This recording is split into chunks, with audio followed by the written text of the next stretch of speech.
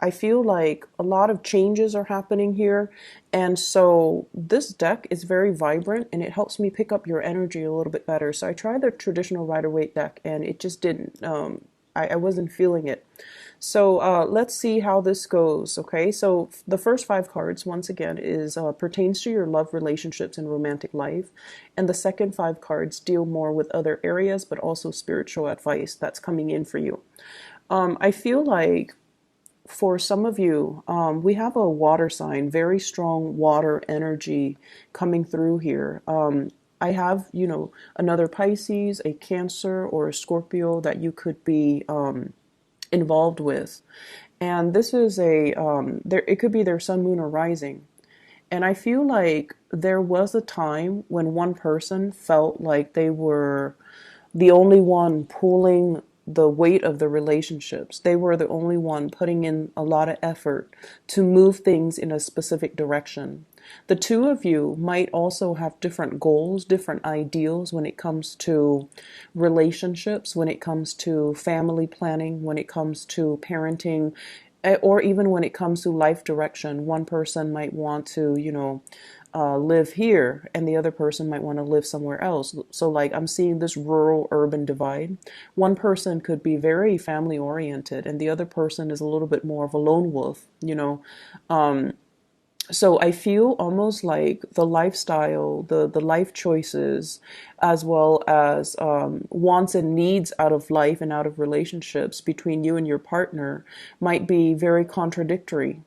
And nevertheless, there is a lot of, I feel, a lot of chemistry, a lot of love, a lot of passion, also just a lot of like the energy is very soft.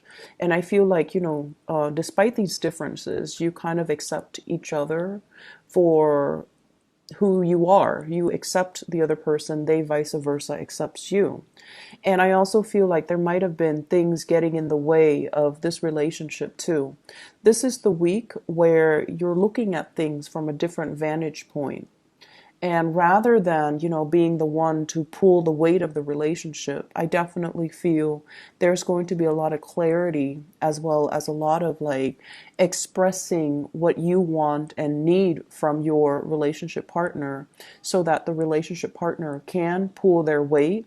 Or if they're the one that feels that they did, pull the weight for the entire relationship, then I feel they're going to express their wants and needs so that both people can be on board and work together towards something greater, something that is a little bit more, like a consensus between the two of you. I also feel with this Eight of Swords here, this is coming out of a place of darkness, okay? Recuperation. If you haven't been intimate or if you haven't been communicating well with the partner, I feel like this is a phase where you are coming out of this state of isolation or this state of self-doubt. Do they or do they not love me? Do they or do they not want to be with me? So for those who are coupled or even singles, this is kind of like letting go of your fears and your trepidation, being kept in the dark, coming out of it into the light because somebody is making an effort to come see you. They're also making an effort to reach out and express their emotions for you. And I feel like for many of you, you sense a lot of subtleties in the interaction between you and another person. And you feel like they feel a certain way about you. But a lot of the times you need that validation from them, like something concrete that they either like you or they don't like you. You wanted something concrete. And this is the week where you're going to have some type of a visible proof that they're pushing forward to make an effort to communicate with you, to solidify plans with you, or to do something a little bit more concrete to move the relationship in the right direction.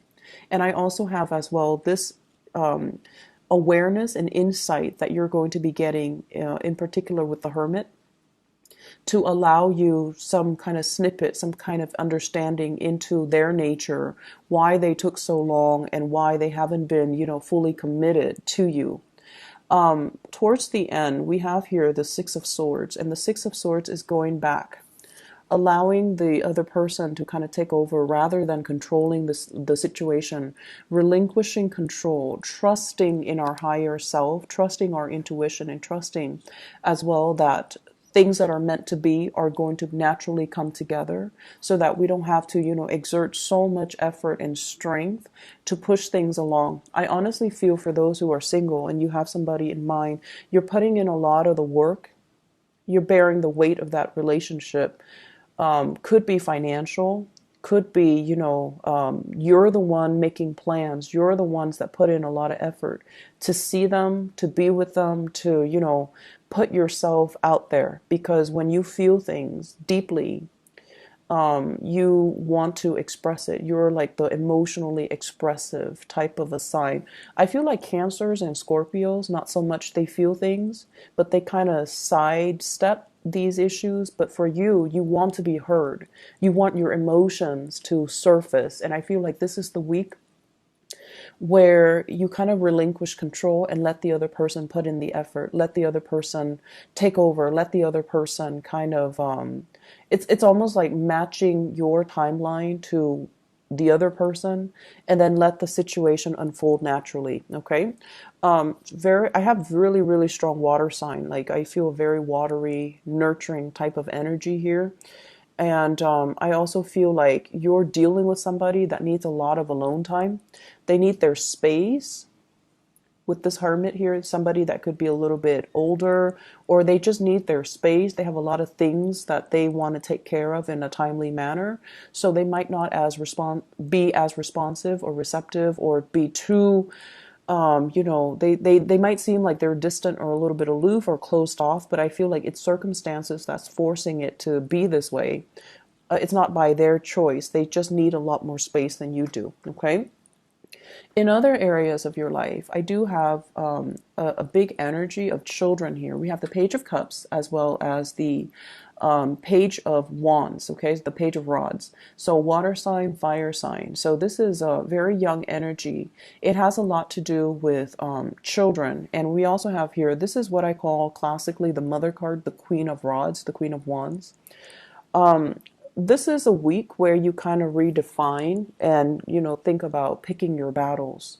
And for those who are parents in particular, I feel like, the ways in which we nurture, the ways in which we take care of, and the ways in which we encourage the little ones to live to their full potential or to learn to be more independent or to learn to take care of themselves has a lot more to do with giving them encouragement, but also allowing them that space and that room to do things on their own.